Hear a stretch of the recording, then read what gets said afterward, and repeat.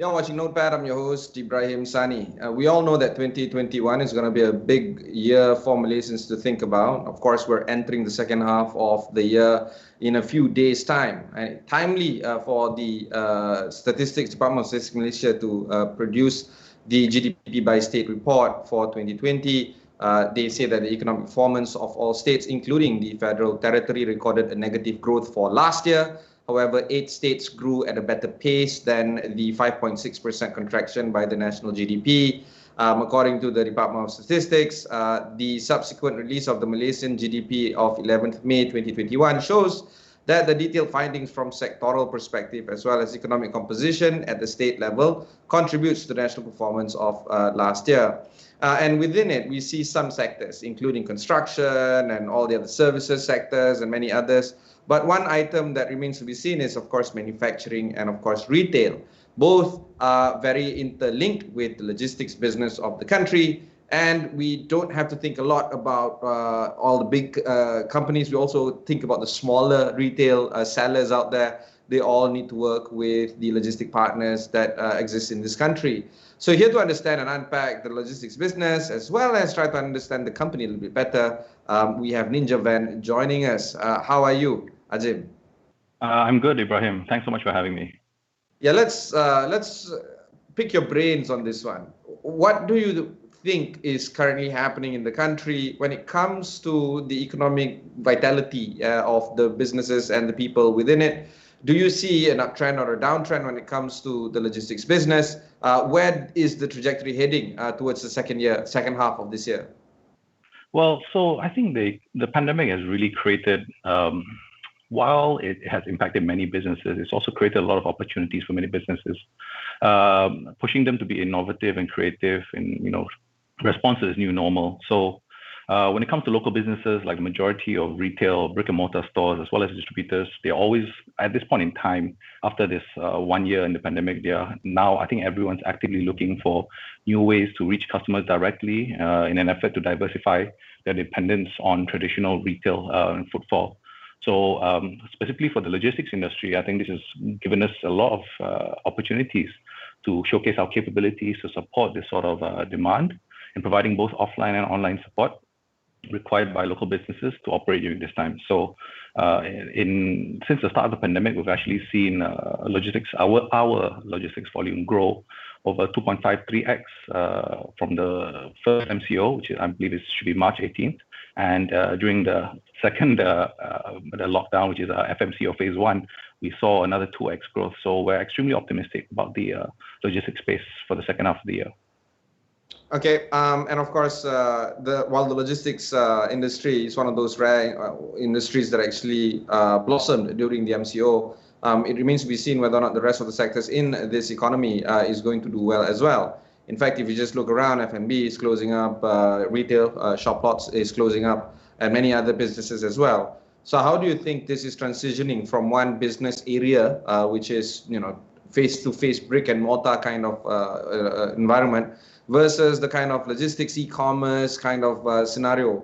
How do you see the transition taking place? Do you feel this is healthy for the country? And what is in store for us in the days after the MCO is going to be lifted? Oh, yes, absolutely. I think that's a great question. What will happen to parcel delivery volumes after post-pandemic, basically, right? So I think as long as there are restrictions and movement control orders, that parcel volume will continue to grow. But what the pandemic has done is it's not so much it's driven up e-commerce volume, but rather it's driven up e-commerce adoption, right? So now e-commerce is now an acceptable method of sales for a lot more people, a lot more Malaysians now than it was pre-pandemic. So what will happen post-pandemic? I think everyone at this point in time is just it's itching to go out, right? And I think post-pandemic, we expect there to be a lot of travel, a lot of socializing, a lot of outdoor activities, and therefore we do expect a correction in the market. We do expect a slight dip in parcel volumes, but because the adoption has already been driven up during the pandemic, we expect the market to continue to grow in the next 5 years. If I can quote MCMC, I think MCMC are forecasting a growth of a doubling from 15 parcels per capita per year to 30 parcels per capita per year in the next 5 years. The item is also important for us to discuss is on sellers out there. They're trying to reach more consumers, and some of them are even thinking of exporting. They've never exported before. What would be some of the ideas that you can share with us when it comes to Ninja Van providing such services, not just distributing internally, but of course overseas as well?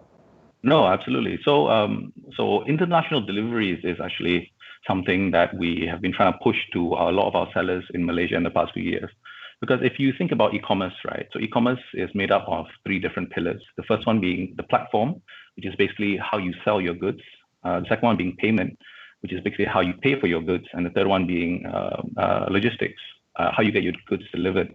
So in general, the first two platforms exist in the digital space. So if you're selling purely a digital item, you can sell. A Malaysian can sell to anyone in all over the world, right? Because the platform is global and the payments platform is also global. So it's really the logistics that's holding it back. So what we've done in the past few years is really start rolling out international deliveries for a lot of our merchants. So we're trying to, because Ninja Van has coverage in over 6 countries in Southeast Asia, we're trying to push for Malaysian shippers to be able to sell to anyone all across Southeast Asia. Obviously, there will be limitations with regards to customs regulations and import duties in different countries, but that's something that we're actually actively trying to do, and we encourage all our shippers to do to expand their horizons. Would this mean that they need to work closely with the government or governmental agencies? Will logistics providers such as yourself aid these kind of merchants to make their lives a little bit easier? Or this was never part of the plan, but is now seen as a value-add service for your clients? So it's actually, there's no need to work with. I think a lot of it can already be done by the sellers themselves. It's just that a lot of these sellers, they've never actually considered to selling. Like Malaysian sellers have never actually considered to selling to anyone in Singapore or anyone in the southern part of Thailand, where there are a lot of cultural similarities, for example. So actually, at this point in time, there's no need for any government support. I do believe that a lot of these sellers can do it on their own. It's just a matter of building the right platform and getting the right sales strategy to close these kind of customers. It's also important to discuss the kind of landscape that you guys are operating in. And while there are plenty to choose from when it comes to logistics partners, there's also that kind of stiff competition that exists between the providers. And I don't see you guys as fierce enemies. It's also looking at frenemies, I suppose, in trying to make it work for the e-commerce players, retail sellers, and so on. How do you intertwine your business with the existing competition right now? Do you feel that the competition is very stiff? Does this bring prices down to a point where it might be untenable for you guys to continue or remain productive? Do you think that there should be some sort of amalgamation between the players? How's the competition looking like right now? Oh, so I mean, we always at Ninja Van, we always encourage competition, right? Because we believe that competition pushes the industry to be more innovative and progressive. So the competition, it's not. I wouldn't say that it's stiff. It's expected of a market that is very attractive to a lot of players all over the world, right? E-commerce has been the hot topic for many years now. So, and logistics is a key part of supporting the growth of e-commerce. So we expect this sort of competition. With regards to the price depression in the market, we do see the prices do go down a little bit in the past few years, but I believe that the government is actually stepping in now with this the package, which is called the National Career Acceleration Plan, and part of that 5-year strategic roadmap is actually to manage and to get a hold of the base rates in the courier industry. So actually quite looking forward to that as well. We'll go for a short break. When we come back, we'll discuss more with Ninja Van.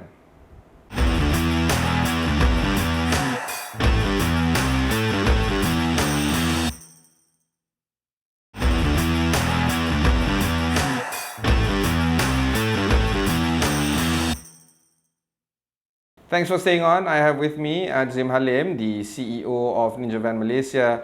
Halim, if you look around the region, there's a lot of partnerships that have been struck by Ninjavan. Ninjavan Philippines, for instance, have partnered with Ministop. The same goes with Singapore and all the other places. In Malaysia, I'm pretty sure that you are very aggressive in terms of partnering up with your with other industries. What would be some of the thinking when it comes to partnerships, at least within your ambit, within Malaysia? What would be some of the items that you look for when it comes to trying to grow the business through partnerships? So I think we look at other companies who are that we can leverage on each other's assets, for example. So last year, for example, we struck a three-way partnership with Grab and Zalora. So Grab also happens to be one of our investors, and we decided to work with Zalora to enable Zalora customers to use the Grab application to drop off parcels that they would like to return at any one of our Ninjavan stores. So I mean, this is an example of one of the types of partnerships that we like to build. We've also recently started working with 7-Eleven a few months ago, where we actually, through the 7-Eleven platform and Ninjavan Logistics, we enable customers to be able to, if they're not home or they're unable to receive your parcels at home, we actually enable 7-Eleven stores to receive parcels on behalf of customers, where the customers can then pick it up at a time of their choosing, which is obviously incredibly convenient, given that 7-Elevens are allowed to operate 24 hours a day, 7 days a week. It's also important for us to talk about the fundraising aspect of Ninjavan. And of course, you mentioned earlier that Grab is a funder, and there are talks about taking the company public. And I'm pretty sure that there are a lot of plans when it comes to growing a startup like Ninjavan aggressively. What would be some of the plans that are currently in the pipeline for you guys to share with us today? So business growth plans in the coming year really will be on two fronts for Malaysia. So the thing is, Malaysia in the Ninjavan network, we're a bit more of a mature market, and we've already achieved 100% coverage in Malaysia. So really, it'll just be two things. The first one would be increasing and expanding our services to a wider range of industries that is more non-e-commerce in the non-e-commerce markets. For example, insurance, fintech, beauty, as well as direct sales. So we started on this journey about 6 to 8 months ago, and we made some headway working with companies like Bijak, who do online road tax renewals, Estee Lauder, a very prominent traditional beauty retailer, as well as Amway. And past year, we've helped these companies transition from a more traditional sales channel to more omni-channel model. The second key point of focus would be to support the growth of local entrepreneurs, in particular social commerce sellers. So what we've seen during the time of the pandemic is that we see a lot of Malaysians buying and selling items on social platforms, right? So they are unstructured transactions, and they happen on platforms like Instagram, WhatsApp, online, and it's more like part-time work. It's a little bit like a side hustle for a lot of Malaysians. So they sell a small amount of items a day, maybe 2 to 5 items a day, from the comfort of their own home.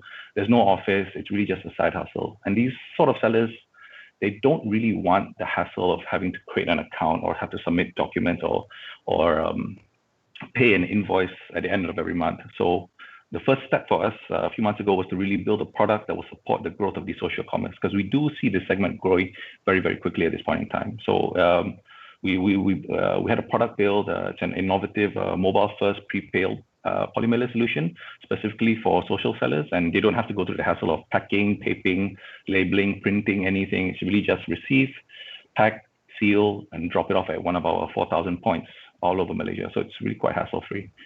Yeah, but it'll really be these two things. Sorry, I just want to stick on to that. What was the term you used? It's not social enterprise, is it? Social commerce sellers. All right, social commerce sellers. Okay, fantastic. I've learned something new today. So these social commerce sellers, do you feel that this is indicative of the economic constraint that the country is going through right now? Do you feel that there's something more deeper, I suppose, to the economic woes that all of us are going through right now? So I think because of the economic downturn, because of the pandemic, it's difficult to say. But we have, I mean, from my observations, right, even prior to the pandemic, there are countries in Southeast Asia, like Thailand, for example, which has a huge population of social commerce sellers. And this was even before the pandemic. So, but because in Malaysia, the pandemic happened, it could have been the trigger or the spark that ignited this sort of social entrepreneurship. But at this point in time, it's very difficult to say. But I do think that even if pandemic didn't happen, that this was a national progression for commerce, for online commerce in Malaysia. Okay, still on the social commerce sellers, do you feel that this could be a trend, i.e., while it's growing right now, when things normalize? See, I'm very hopeful and optimistic in that sense. When things do normalize, when MCO is lifted, when we finally come to live with COVID-19 and living it as in this is being an endemic rather than a pandemic, do you feel that this kind of cohort, so to speak, the social commerce sellers that you're working with, is just going to disappear? Oh, no, absolutely not. I actually think that social commerce is here to stay. The reason being is because as e-commerce evolves, right, I think there will be a demand for a more niche segments and more niche categories, right? And what the difference between social commerce is really about product discovery, right? Where you are fed, if you follow, for example, if you were, Ibrahim, if you were to follow someone on Instagram, for example, and they sell different things, it's not purely a buying experience, but it's also a product. It's also content. It's like an amalgamation of content as well as shopping at the same time. So you look at different things, and they'll post different things, and then you'll want to reach out, right? And it's not, and you'll be able to speak to someone. You'll be able to WhatsApp them, and they'll tell you, hey, this is the product, this and this, and you'll ask, do you have different colors? And it makes the social, it makes the discovery experience a lot more social, as I would say. So it's not just you're clicking things, add to cart, you're buying, you're checking out. It's a lot more interactive, the experience. So I do think that commerce, there will be a specific segment of commerce that will be dedicated to this, and that it will definitely grow in the coming years. Okay, which brings to mind the bigger idea right now, which is automation, which is trying to make things driven by AI. We've seen how Alibaba is doing it. We've seen how Amazon is doing it really well at that. Do you feel that this could be a trajectory where Ninjavan is heading into, not just about parcel deliveries and assisting social commerce sellers, but perhaps to build something more than that? Oh yeah, absolutely. So so we actually do use a lot of algorithms when it comes particularly to our parcel delivery routing. But we use what's called a seed algorithm, which will then automatically tell us which is the best type of parcels to assign to different drivers. And on top of that, we run addressing algos because in Malaysia, which is quite unique to Malaysia, is that addressing can be a little bit painful. So, for example, Jalan Besar in Malaysia, if you Google that, you'll come up with like 10 different locations all over Malaysia. So how do you find what the exact address is? So we use AI and algorithms to help with our delivery routing, and actually a lot of our future plans revolve around automation, especially when it comes to parcel sorting. So that's it's more of an eventuality first. But they, like these companies that we mentioned earlier, they still use a lot of human workers. Mainly for the kind of connecting works that you move from one automation kind of algorithm chain to another. Do you feel that the role for workers are still there despite all this automation? So I think in warehousing and fulfillment, which is generally where automation is more prevalent in companies like Amazon and Alibaba, that's where you can sort of replace human labor a bit more freely. But in a company where, in our company, in Ninjavan, where we focus on last mile logistics, it's almost impossible to fully automate every single process, because ultimately you need someone to drive the truck, or you need someone to drive the van, and you need someone to take the bike. So we might be able to automate certain portions of the delivery chain, for example, the parcel sorting or the palletization.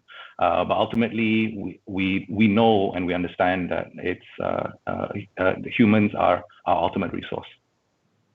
Okay. Final question on this is, of course, the evolving consumer needs that we spoke about. Do you think that the infrastructure that exists within the country is actually supporting that change in consumer needs?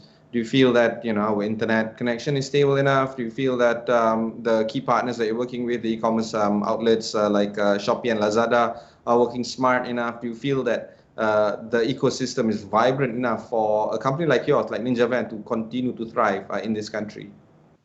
Oh, yes, absolutely. I mean, so I think with regards to infrastructure, I think we're okay for where we are now. But I mean, in line with the package program that I shared earlier with MCMC, I think we have quite the program actually lays out quite aggressive initiatives, aggressive targets that the industry needs to hit in the next 5 years to support the demand. So when it comes to Shopee and working with platforms like Shopee and Lazada, I do believe that they are constantly pushing the envelope and pushing us to do more and to improve our service. So I don't think there are any qualms there. Okay, finally, the second half of the year is starting. Do you feel that the business is bright in terms of going into the second half or the third quarter? Do you feel that profitability is here the same way you saw in the first 2 quarters of this year? Yeah, so actually, with the way, I mean, we're actually quite optimistic on the outlook of the second half of the year. We're quite confident that even if there is a market correction, as I shared earlier, because adoption is so high, that volumes, the market in the long term will continue to grow. So with regards to profitability, I think, yeah, I mean, we're also quite positive on the outlook. Fantastic. Okay, that was Azim Alim, the CEO of Ninja Van Malaysia. If you've missed part of the show, just head on to astroawani.com, look for Notepad over there. You can also type in Ninja Van on our website. You can view these kind of episodes on your mobile devices. Just download the Astro Awani app. Until then, thanks very much for watching and goodbye.